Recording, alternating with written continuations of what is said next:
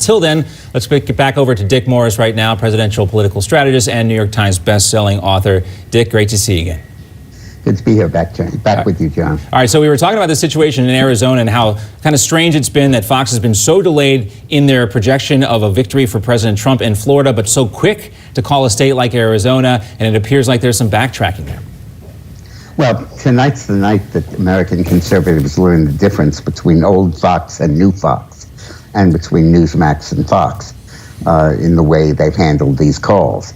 But let me look at an overview. The Fox and the other networks are very reluctant to call states for Trump because they don't want to say those words, Trump is reelected.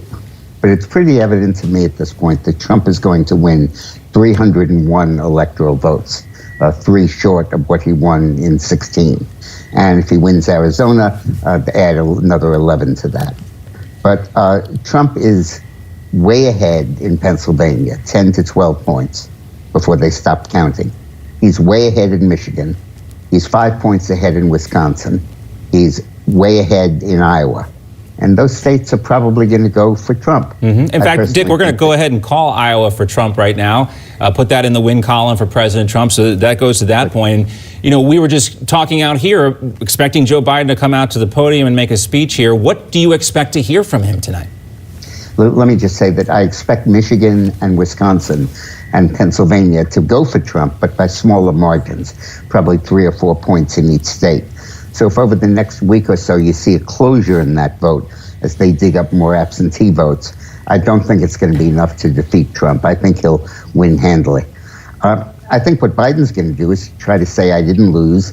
This thing is still in play. There are still lots of votes to be counted, and stay tuned. And his goal will be to prepare the country for litigation and for all kinds of mayhem.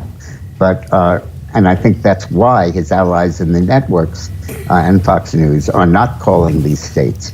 Because if they do, they get over 270 for Trump. At that point, they have to put on the screen, Trump gets reelected. And at that point, Biden has the same kind of problem that Gore did in 2000. He has to overcome a network call. Do you expect to hear from President Trump tonight? Yeah, of course I do. Absolutely. And what do you expect him to say? That I won, that the minority vote came out for me, that women voted for me more than they ever have, and that the Democrats are now going to try to steal this election. That's why in Pennsylvania they stopped counting in Philadelphia. It's like the Lyndon Johnson race in the 1940s, where he stopped counting in the Valley and counted the rest of the state and figured out how many votes short he was. And then they brought in a wheelbarrow from the Rio Grande Valley with enough Hispanic votes to put him over the top by like 10 votes or something. They called him Landslide Lyndon for his first term in the Senate. Well, Dick, I haven't heard that story in a long time, and we appreciate your historical analysis on that. That's quite a tale. Great to see you, Dick.